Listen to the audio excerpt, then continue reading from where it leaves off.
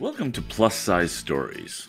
In this podcast, we are going to tell the story of normal people like you and me who are on a weight loss journey and the different things that they've gone through to kind of give humanity to weight loss and to not exploit people, but rather tell about their own journey and struggles.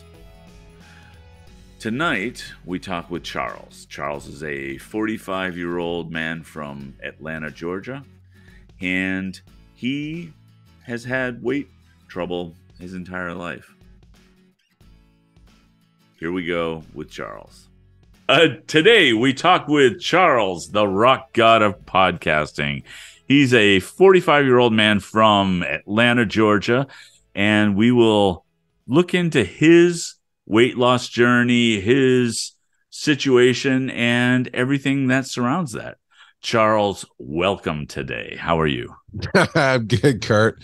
I can't help but think of the joke when you say that everything that surrounds that. It's like, no, it's fat. We can be honest here. This is a safe space. It is fat. It's okay. Fair enough. So tell everybody a little bit about you. Where'd you grow up? Oh, man, I grew up in South Georgia, like deep South Georgia on the Florida line. For most of my life. Camilla, little state road town is all that is. We had a Dairy Queen and a Walmart, and that was a big deal. Whoa. Huddle House. If you can only have two things, Dairy Queen and a Walmart, it's not so bad. I mean, they weren't. This is back in the day when Walmart was new, so we thought it was king. And Huddle House was a big deal when it opened. We get steak and shrimp and eggs and bacon at the same time. Wow. And Dairy Queen was the jam, though. And then Tifton, Georgia for a long while. That's most, all that's below the gnat line. If you're familiar with mid Georgia. Not at all. So you don't know what a gnat is, do you? No. It's the worst thing for a fat kid. You're talking about the little bugs. Yep. GNAT. Yeah. Yep. Yeah. Yes. I am familiar with those. They are terrible. They're the worst because when you're a fat little kid trying to get away from them, you can't run fast enough. It's sad. Right. I'm not sure you have to be fat for that to happen, but they're the worst, though, right? They are the worst. I just happen to be a fat kid, but sure, right? So, you pretty much have lived in Georgia your whole life. Yeah, I was born in Orlando. Don't remember it, and I mean that sounded stupid. Don't remember being born. We didn't live in Orlando long enough for me to remember. That's what I'm saying. Then my dad went to seminary in Louisiana, in New Orleans, and I remember that somewhat. And then, most of my memories come from when I was 5. We moved to Georgia, and that's been that pretty much. And you mentioned your dad went to seminary. You grew up in a church family? I did, a good old Southern Baptist preacher's home. Wow! And how was that? As did you find yourself set differently from the other kids?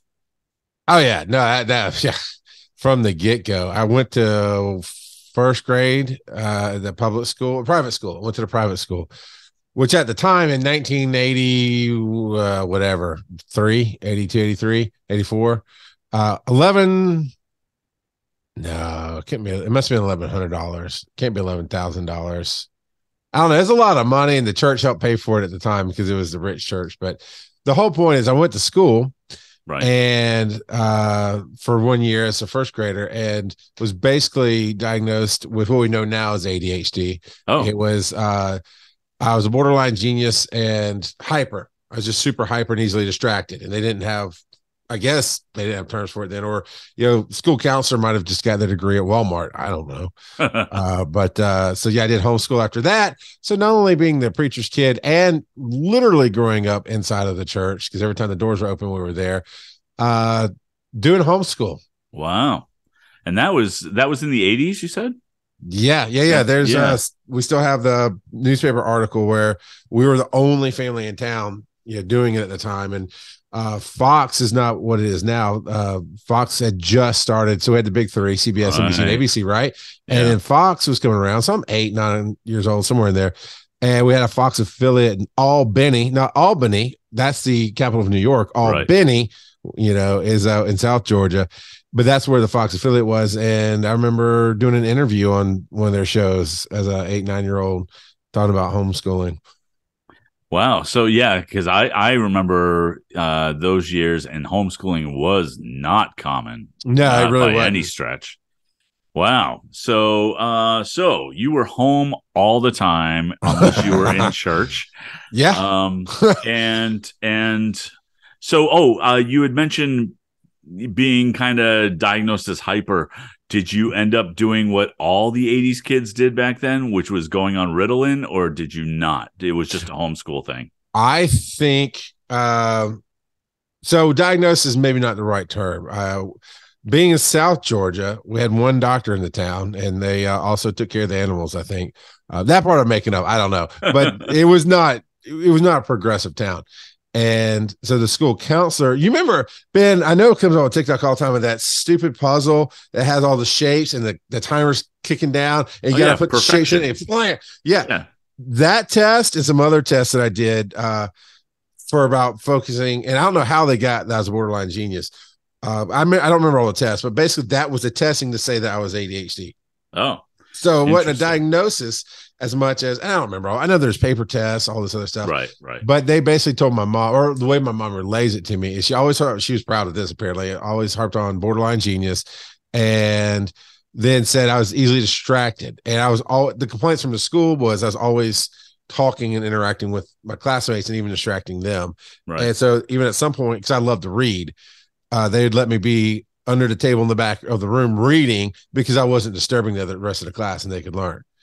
But as soon as they'd separate me from somebody and give me work to do, I just ate through it and got it done. So I was bored. And at least my mom, I mean, I know I could do stuff. I have some memories of that, but my mom would tell me I was bored. And maybe I was, I don't know, but I don't know when it became more common to get actual diagnoses, but I've never had any kind of therapy until I was an adult, Kurt. So, there's no therapy, no ADHD, It was the belt and allergies, and that was it. Different times. I learned to focus. Right. You can't die. If you can dodge the belt, you can dodge the ball. Now how long were you homeschooled? The rest of my high school career. Oh, so you went through high school even? Yeah, I did first grade, and then at public school, whatever it was. It wasn't public school. It was, my mom was definitely terrified of public school. Okay. It was, I guess, the private school. But then, the rest of it, I wanted to go to high school because I wanted to go to prom. I wanted to play football. I mean, obviously, I'm built for football. And my mom enticed me, because I always had the two sides of me, the social side and the genius side. And I always liked learning. And so she said, hey, you can get done early with high school if you stay home. And so it's almost like double dog dare you. I bet you can't. So I'll show you. And I did it. So I graduated doing it that way. Not easy path either, because it really limited my my choices coming right out of high school as far as like military and colleges. Yeah. Interesting. So, and fast forward to adulthood, you are now married with kids, right? So currently. I'm told. So you're told. So she told you. And how many kids do you have? 4. And so what do they think of the rock god of podcasting at this point? I guess, I don't know what happened to them now that we moved, but they were on the wall for a very long time. But a few years ago, when my oldest, our young teenagers, maybe not quite teenagers, Chick-fil-A for Father's Day did a thing where you could bring the kids, and they colored on these big posters, and it had big things like my father is blank, his favorite food is blank, all this stuff. And for my father is, I think 3 out of the 4, I think Zoe was too young, but 3 out of the 4 put stuff on. They all put some version of Famous because I have YouTube videos. So honestly, it's okay. So to kind of give, for the Christians out there, give a little kind of an example. Growing up, in the Southern Baptist Church. We were in the biggest church in not the South, but South Georgia. First, in the area. I don't know how it's measured by region or whatever. We had money. And so all the up and coming Christian artists at the time would come through and play the church. And then my dad, being that he was the youth pastor, and most of them were youth oriented singers. I'll list them in the names in a minute. We all go out to eat with them, right? So I grew up with Amy Grant, Carmen, Michael Card, Michael W. Smith, Phil Keegi. There's a keyboardist I can't think of right now. And so I never thought anything of it. And I kind of feel like my kids are the same way. They know that I've been on stage with celebrities. They get to come to Dragon Con. I brought them a couple of times, other cons. And where I go, I took them to karaoke, right? Karaoke at a bar. It's nothing but that whole energy of the party and people coming up and kind of celebrating me. They just kind of get used to it to the point that even today, my daughter, who is about to be, she's 16 now, she'll be 17 in October. She won this 4-H speaking competition. She's a very good speaker. Nice. For 16, she's she's no rock god, but it's all right. But she won that. She'll be going to state for 4-H for her region, and she's with this group called More Than Conquerors, and they were so impressed by it. They're going to put her up on a billboard, and just like me, she's excited but not blown away, which I love. I was like, hey, now go do great things because you can handle it. So very cool. All right, and I had all you guys in my house. Every Dragon Con we fill the house with people, and then we'll listen to the podcast and they go, oh my God, that's Tony. Oh my God, it's Kurt. I'm like, I know those people. I'm like, yeah, you do. You got to eat at the table with those celebrities. You're right. Yeah, we should let people know that you and I are friends outside of this podcast. But as long as I've been podcasting, I've pretty much known you. And so we've known each other for years now. Man, time flies, doesn't it? It really does. It really does. But okay, so now you're 45 years old. Yep. And you're the chief of operations for an ambulance service. Yep. And you host a podcast called One EMS. Correct. Is that all right? And, that is all right. Let's also mention that you are the digital media track director for Dragon Con. Yep. Huge convention in keep rolling those kudos out. I'm just here saying, for it. If we're going to mention the other stuff, we may as well mention that because it's not a small thing. So now the podcasting aside, your professional life aside, there's a reason why I've asked you to this podcast, and it is because you are on your own weight loss journey. Yes. And if I'm guessing, probably have been for quite some time. Off and on. Off and on. Well, look, off and on is how those of us that are on weight loss journeys have been. What's the rating for this show? The rating is keep it clean. Okay. I just heard Phil in my head about there's a joke to be told there. I shall leave it be. Yeah. So all of that being said, give me a little bit of a history as to how your weight has been growing up and into adulthood, and how that's worked for you. For as long as I can remember, I've been overweight. Literally for as long as I can remember. I was a chunky kid at some point. Now I've always been athletic, and I've always surprised people that way. Even to the point nowadays, I don't intend to, but I can sneak up on people. I just walk up and like, oh my God. And like, yep, I'm the biggest ninja you'll never meet. Well, let's be fair. How tall are you? 6'7". Yeah. So Charles is a very tall man. And I'm loud, and I'm it always makes me laugh anytime I sneak up on somebody. Definitely a big personality. So when you were a kid, you just said that you've always been a chunky kid or overweight. How did you know? My mom reminded me incessantly. Okay. And I'm literally asking that of everybody because at some point, like especially when we're kids, we don't know. We're just kids, sure, yeah, right? right. Somebody has to let us know. And sometimes that comes from kids on the playground making fun of you, or your parents, or your siblings. Did you have any siblings growing up? Not that I want to claim, but Okay, yes, I had a sister. No, yeah, no. I had a sister. We both were overweight. There was some point we were average, but the thing is, I started growing early, like sure. height wise, and I've got the big shoulders and everything else. And people always tell me you carry your weight well, and yes, whatever. I mean, I get it, and it's fine.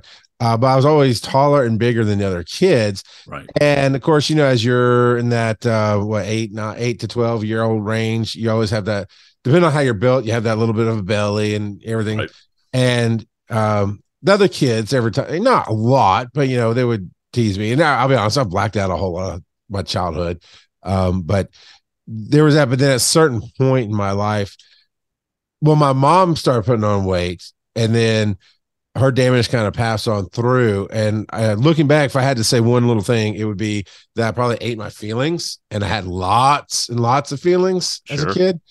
Um, I know at some point my sister started putting on weight. I don't really remember, but she is not healthy, is the way I'll put it right now. Okay.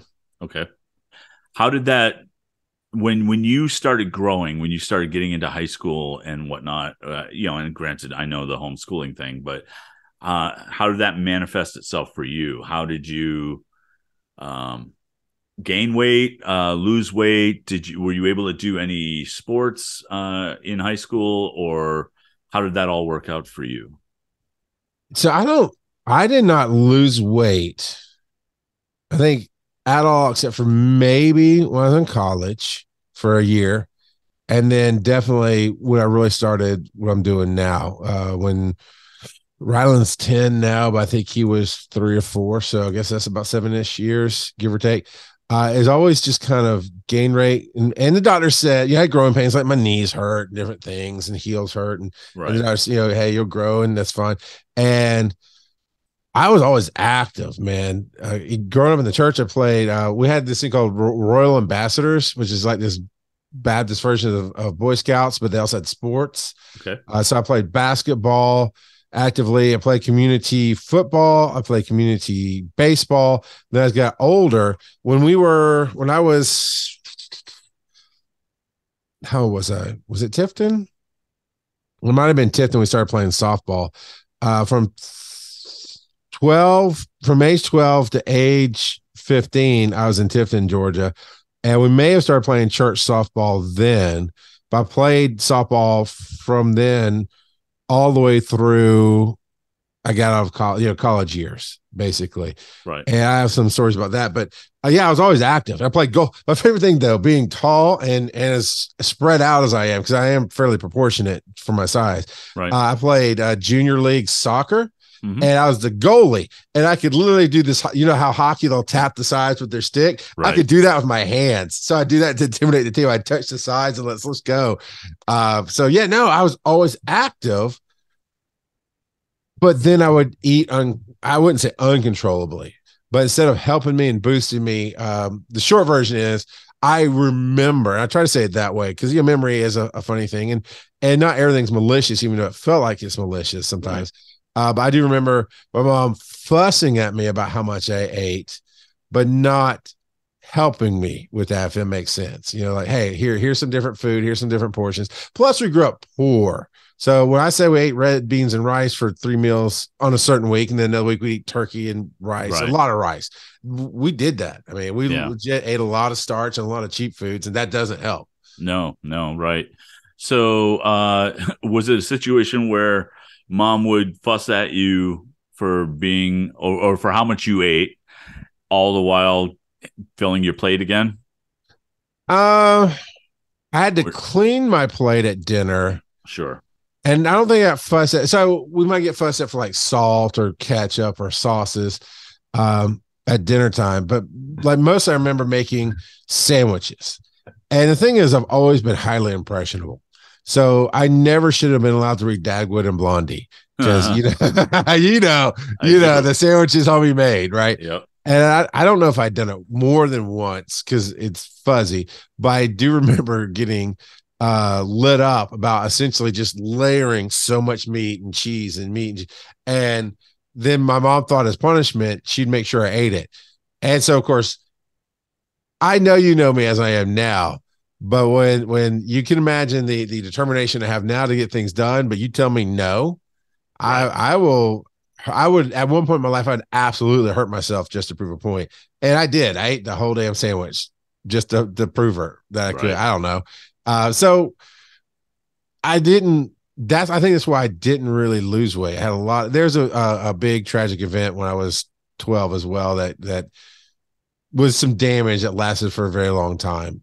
So eating felt good, even So when I got yelled at. Okay, yeah. So two things actually play into the one, and well, one thing is both two things. Whatever. Growing up in the church, right? So this is the big church down in Camilla, rich church, white people church, which I did not understand, and that's a whole nother thing. I like to say, even I know it's not a religious show here, and we don't. If you know me, you know I'm not a religious person, but I like to say that I understand faith, and we can talk bigger ideals. But religion is just bleep and bleep. What it is. I helped you out there, Kurt. I think I know. I think I know what you're saying. And don't worry, this is going to be edited. Yeah. So I didn't understand why black people weren't accepted by Jesus's people, all this other stuff. But we got to eat at the church every Wednesday night, and so I'm setting up the kind of negative there, and then the food. But the food was the worst. But again, we were poor, Right. and I mean, part of the way the church paid their preachers was houses. So the main preacher lived on the grounds. We had a church house off the church grounds, but they paid for all that. But we didn't have a lot of money. Right. And so every Wednesday night, instead of having to pay for dinner, we ate dinner for free as part of being included. It was always the cheapest, crappiest rice. I don't know how I didn't get good fried chicken, but it's the worst fried chicken I've ever had in my life. And unseasoned snap peas. And oh my God, Kurt. And driest yeast rolls you'll ever have in your life. And the butter is on the table is just squares that you couldn't cut with a jackhammer. Yep. And they're room temperature and they're not melting. So that is part of what played in my once I found food I like, I ate a lot of it because I hated eating all this stuff. I was forced to eat red beans and rice, fried bologna. Okay, I still like fried bologna and Kool-Aid and all that stuff. But fried bologna, right? But cheap hot dogs, I can't do cheap hot dogs. I can't do cheap sliced cheese anymore. My mom used to buy the cheapest sliced cheese and freeze it, and that changes the texture. Yes, all that being said, going back to not understanding why Black people weren't at church and why there are certain things that were hated and I didn't understand. I thought Jesus was love. Long story short, it was a huge, most religion is full of politics. I don't mean Republican, Democrat. I mean manipulating people in the church and you got to do my thing and so on and so forth. Actually politics. Yes. Yes. And my dad did not go through with it. And this is in the age of Petra, for those of you who can date yourself by Christian music. But ultimately, the church threw us out on the street because my dad refused to get in line with the deacons, and I think they were trying to run somebody out of the church, and he just wouldn't do that. And so they ran him out of the church. And that's when I went, you're supposed to be Jesus, you're supposed to be love, and yet here I am literally getting put out on the street at 12. And so that combined pushed me into lots of damage and negative feelings. And I hate horrible, cheap, stupid food. So when I get good stuff, I'm going to eat the crap out of it. And anytime and they just kind of tied together, I think. And anytime I felt bad, I know I could go make a triple bologna and cheese sandwich and be all right on wheat bread because we didn't have white breads. And guess what I eat now, Kurt? All the sunbeam I want. Yep. Yeah. So, okay. So, because it sounds a little bit similar to my own journey where you get to a point where you can afford to buy your own food. So now you're buying all the stuff you couldn't have as a kid. Sugar cereals, man. White bread. Yeah. Just junk food on top of junk food. So when do you think jumping ahead to the actual weight loss journey that you're on? Okay. When do you think the first time you tried to lose weight was? I can't tell you a date, but I can tell you the moment. Okay. It was when Ryland was a baby. So he was maybe wasn't even a toddler yet, because I think I was taking him in a stroller out into the parking lot, which I mean that could still be toddler age.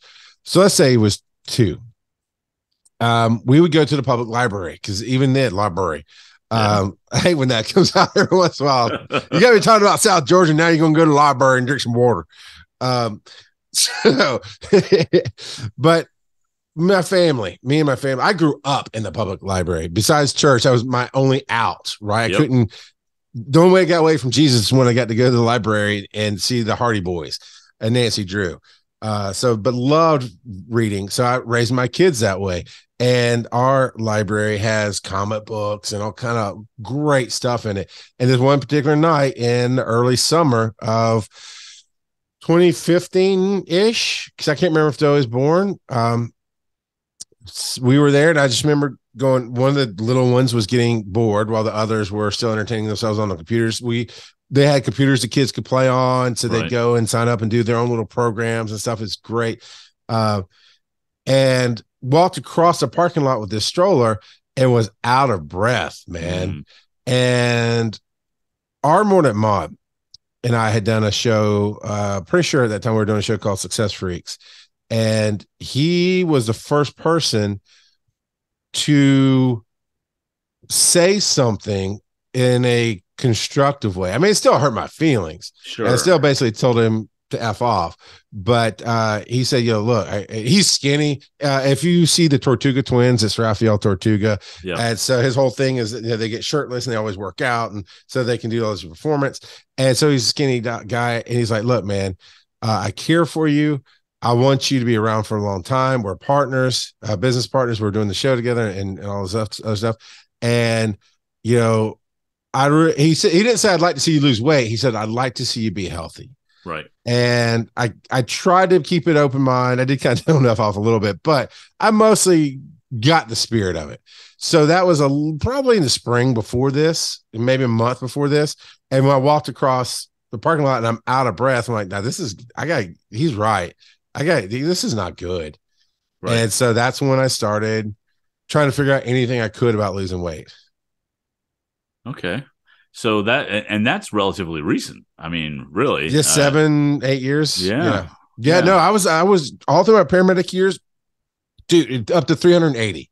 Now I got to college, and the reason I think I lost some weight at college is I can only afford to eat at the cafeteria as part of my school plan. Right. And we had to, it's a smaller campus, Bob Jones University in Greenville, South Carolina.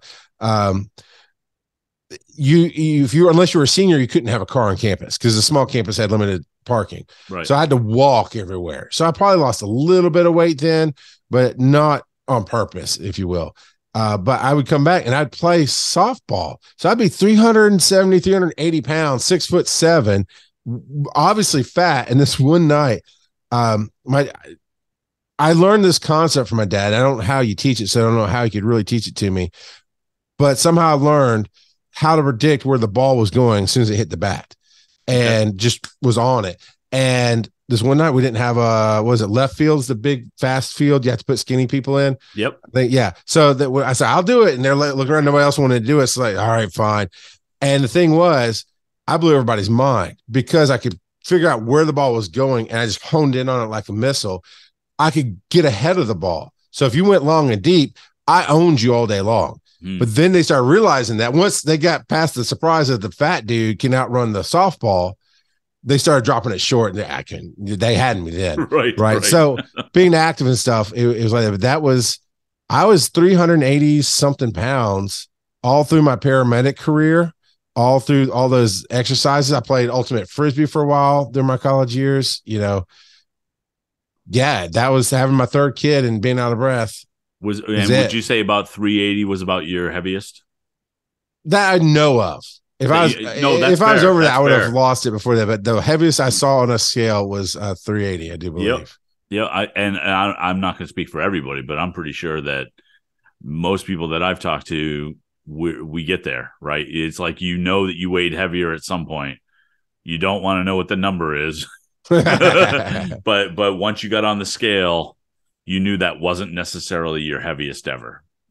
Yeah, It's I different guess for so. Yeah, everybody, yeah. but I see that pretty regularly. So, okay. So when you first became aware of that and you made the decision to start losing weight, how much weight did you end up losing and how long did that last? I think I got down to just under 310. Like I think I saw 308 or something like that. And I was very excited about it. There's pictures where, you know, my face shaped up and I look like a different person. And while every once in a while I'll see a picture now of that time. And God, I don't quite, it's almost like, you know, Kevin Smith, right? After he lost all that weight real quick, you're Right. like, man, I don't recognize you. I do, but I don't. Right. It kind of Right. felt like that. He looks like a caricature of himself. And I 100% use my wife as a crutch and started eating again. So at about that range, I was in the 315 to 310 range, you know, lowest in my life that I knew of, at that the lowest I'd ever Right. been. I was using my Fitness Pal and just trying to wing it. And that's so frustrating Yep. because, you know, especially then, this is in the early days of my Fitness Pal. And you couldn't figure out what the calories were in a lot of things. So it was just a lot of Right. unknown. It's frustrating. I was probably eating way under what I was supposed to because I felt guilty about going over all this crap. But I was wanting to get into the acting was starting to come to Atlanta, you know, movies and TV and stuff. And I was wanting to get into that world. So I was hunting down every opportunity I could find. And one of these weight loss shows was recruiting. And so, my wife and I agreed to talk to him and try out for it and whatnot. And we did some interview process and sent in some pictures because they're doing the before pictures so they can get the after. Right. I can't even remember what the premise is or was of that show. I have no idea if it ever got aired because apparently that's how things goes. They start building pilots and try to shop the idea around. Right. But I do remember my wife being very upset having to pose you know, in her underwear essentially for the pictures. Right. Yeah.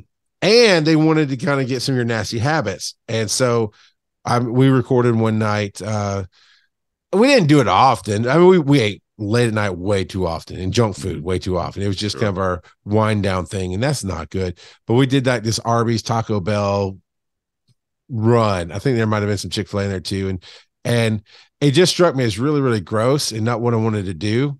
And then she was very upset, or not very upset, but I knew I was making her feel bad before this because she would comment about my weight in a positive way, but not, you know what I'm saying? Yeah. You could tell that she felt bad about her weight, or at least I felt like she felt bad. I mean, again, I think ultimately I said it correctly. I used her as a crutch. I went, you know, I don't want to make her feel bad. So then I just started snacking again. And so I think I maybe did a year and a half. I mean, I tried the 200 sit-ups. You remember the 200 sit-ups in the early 2000s? Yep.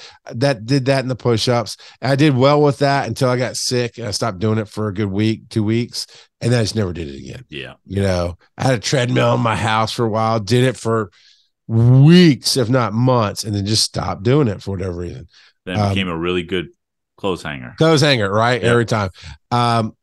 And so I just remember that moment of her saying something, and I don't think she ever intended anything by it. I think we actually talked about it later at some point, and I said something about it, and she's like, she felt bad for even saying anything. I don't know, but it wasn't her. It was absolutely, I guess I just done it enough. I was frustrated. I just used an excuse to get out. And so I ended up getting just about up to 350 again over a couple of years.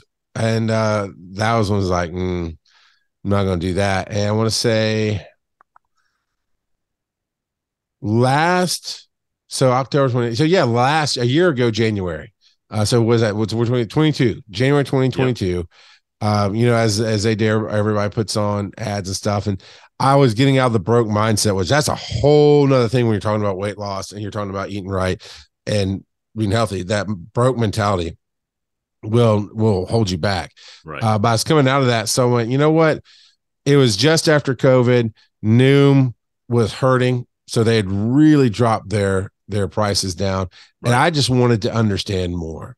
Yeah. And so when they talk about the psychology of it, I signed up for. I didn't know I was only signing up for 10 months, but with the deal they cut me, I think it's under $200. Yeah. But I got 10 months for $200 basically. Didn't quite hit my goal. And I honestly don't understand why, other than I Mm. wasn't walking or exercising, but I was eating right Right. and everything. And it just, I don't know. My goal was to hit three. I think it said at one point I could hit, because my ultimate goal was 285, somewhere in there. Right.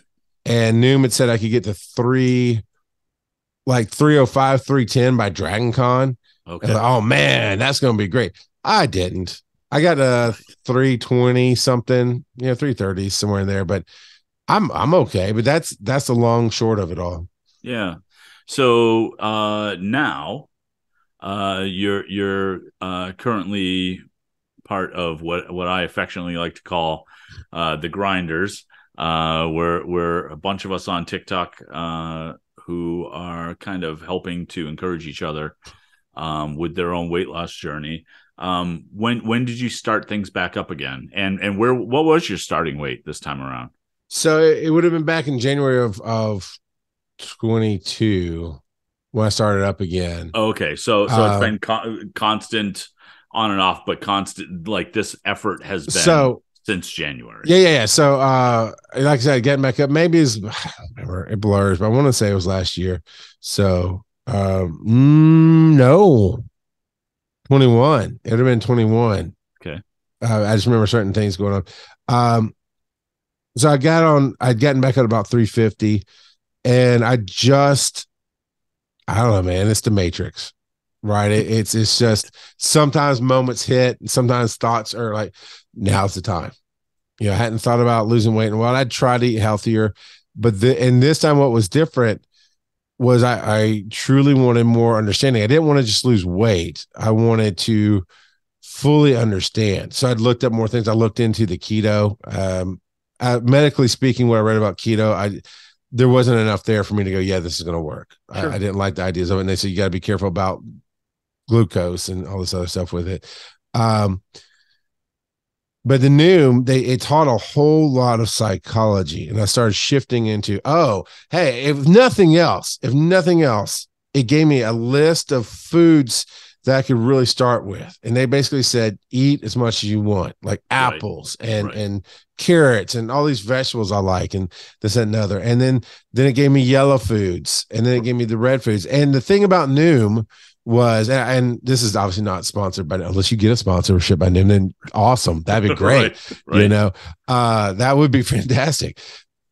The psychology, the test, because I'm a learner, man. I will dive in. I'll hit those milestones. I will eat it up until the reality connection breaks. And when it breaks, I just like, I don't understand it anymore. But having at least that list to start from of, now I understand that better than I understood. I got to where I stopped counting the calories, to be honest. You were just concentrating on the color of the foods. So, because I've done Noom as well. I've done a Noom a couple of times. And I know that one of the things that they talk about is the low caloric density foods. Yeah, satiety. For satiety reasons as well. But things that that are, I'm going to say lettuce, but that's clearly not the only one. But lettuce, apples, low amount of calories for the giant volume that you can have, right? Yeah, exactly. And so, and having done the Noom program a couple of times, having the psychology end of things, it wasn't your typical weight loss program, right? There was some definitely some psychology they were tapping into, but different from just their approach, just a bit of a different approach for them.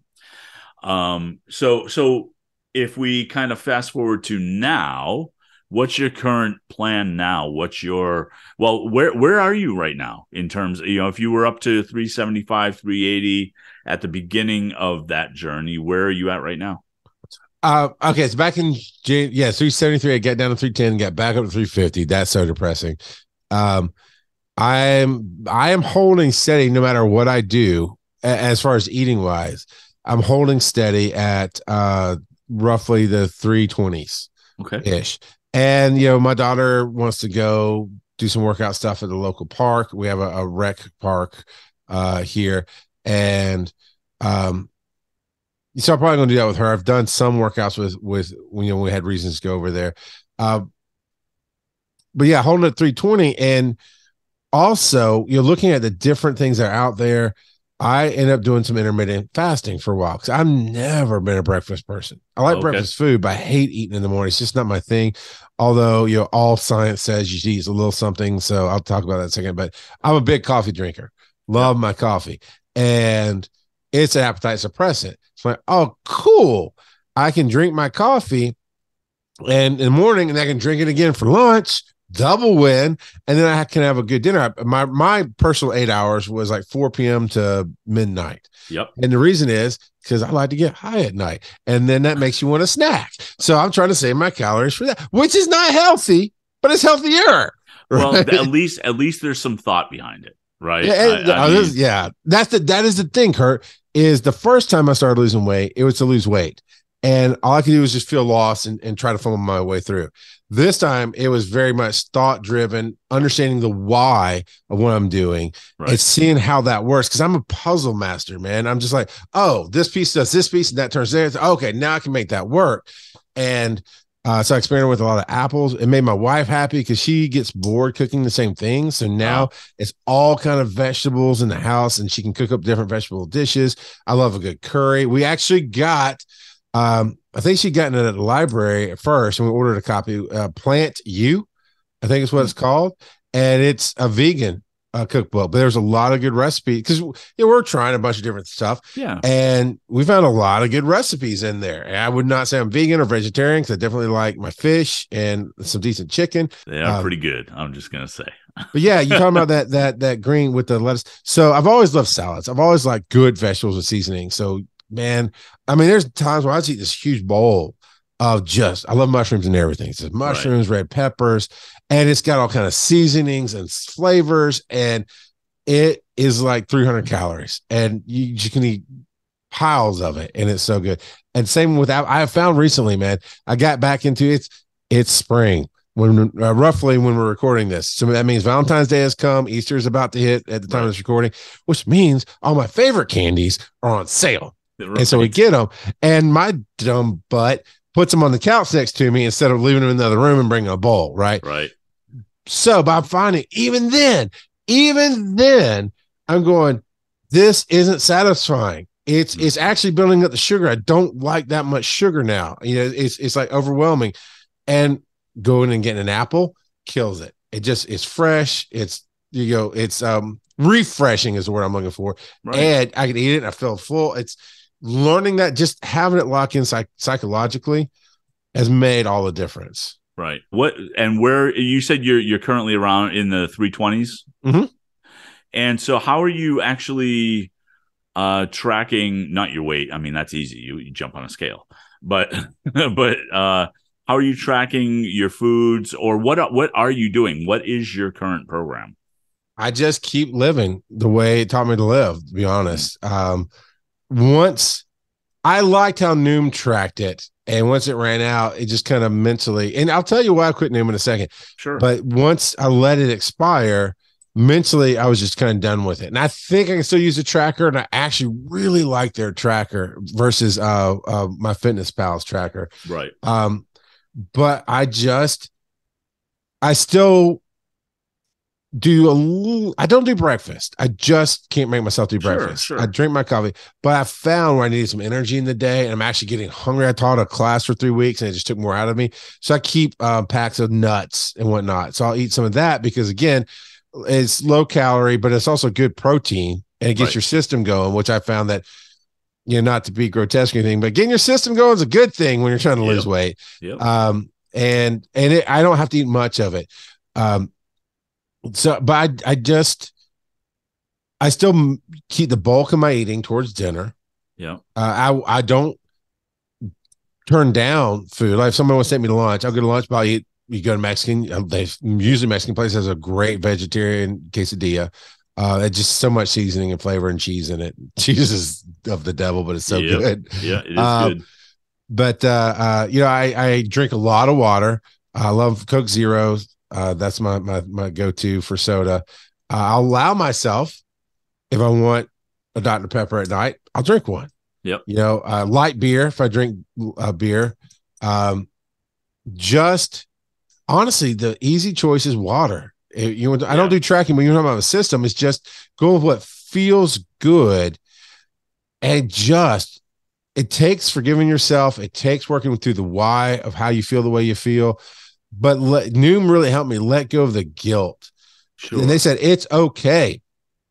I'll tell you in the last 24 hours, man. Last 24 hours of eating. So I had some nuts. I had some salt and pepper cashews for lunch basically yesterday, and coffee. Okay. And normally I'm drinking coffee with sweet and low. By the way, I've dumped creamer. I've gotten to where I drink it black with sweet and low in it.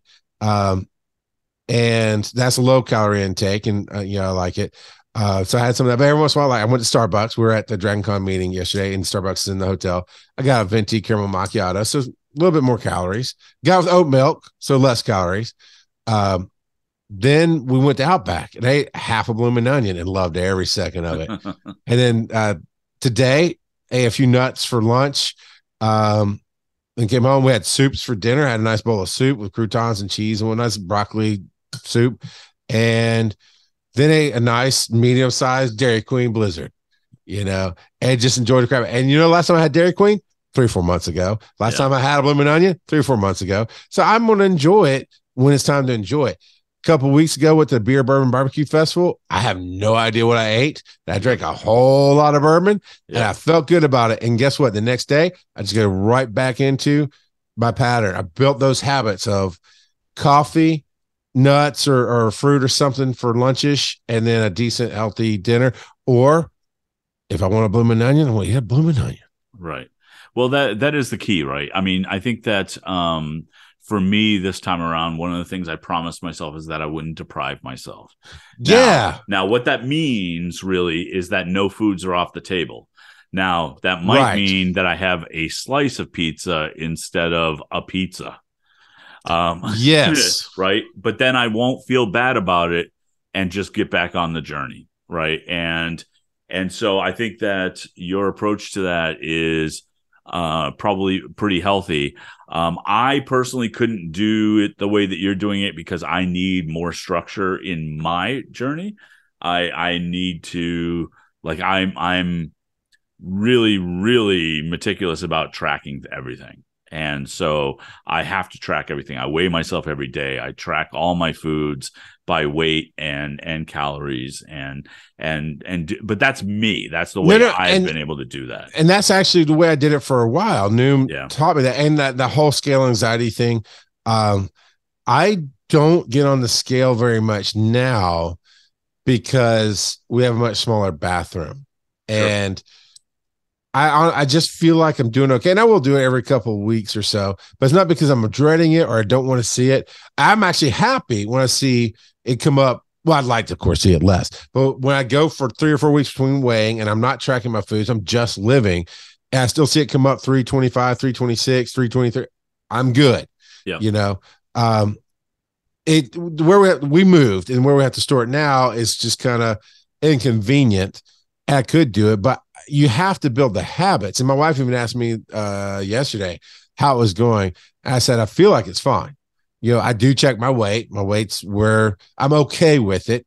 Right. And I do try to walk more. I try to park in the back in parking lots because I'm all for leaning into what's good. Right. But you absolutely have to build the habits. And I have felt myself slipping just a little bit here lately because like I said, the candies and the chips that we kept around. But what made me happy was realizing, even in my unsober state, I want an apple. I don't want any more chips. They're not doing, and I only take 2 or 3 and go, no, this isn't good. It's not working for me. Right. It's not that it's not good, bad. This isn't satisfying me. It's not working. Right. But man, you hit it. That whole, the first time around was that private, and I felt so frustrated because how do I count the calories? My wife made this meal and I don't know. How do I figure it out? How do I do this? Dude, I thought air had calories at one point. Once you realize what's got Right. calories in it, you're like, oh my God, I'm breathing. You're not breathing calories, but it was so overwhelming. The reason I left new, coming back to that, was Yeah. one of the things I really, really looked forward to when I signed up was having a mentor, having Yes. somebody to actually give me answers or challenge me or guide me. I don't need randos. I'm not talking about the support groups, but that would have been okay too. Yeah. But the reason I don't like support groups is I end up leading groups. I mean, you've been around me. It's just the way it is. Right. I don't like that. I wanted a one-on-one mentor to say, hey, good on you. Here's some suggestions. Let me challenge you. Did you get your steps in this week? So on and so forth. And because I guess it was COVID, it didn't happen. I kept getting a few messages like, it's coming. You're getting set with a coach. I actually had paid extra for something like a one-on-one session, which immediately got kicked back and said, hey, we're sorry. It's COVID. We can't do that. But here's Amazon gift card, to go get whatever you want, type of deal. So I felt like the value was fine. I felt like Noom really helped me. And I think I would have stuck with it if I could have had that human aspect. And I understand it is COVID. Otherwise, you probably would have charged double what I paid to be in it because you got to cover an overhead. But I like what you're doing with the grinders. Yep. I just personally need, if I'm not going to be my own coach, I need a coach. Somebody said, I see your life. I see what's going on. Here's how I can help you get where you want to be. Right. Well, there's a bunch of those guys out there. It's just a matter of cost, because it's always a cost situation. Fair enough. I mean, it's time and energy. I get it. know. So, all right. So you have said in the questionnaire that I had you fill out that your goal weight was 285. Yeah, I think so. Is that still fair? Yeah. You think? And what do you have a date in mind when you might want to hit that? Do you have any kind of an end goal? No, because here's the thing. It's not my goal. And that's the thing about life. Okay. Why did I get heavy? Because I got taught somewhere, some way, I absorbed a lesson to eat my feelings. And then it got reinforced by fat jokes, and mostly it was inside the family.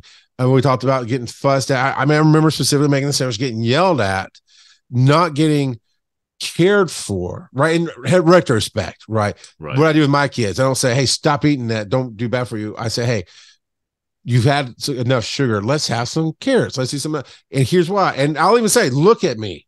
Do you want to look this way? Do you think I want to look this way? Look at you.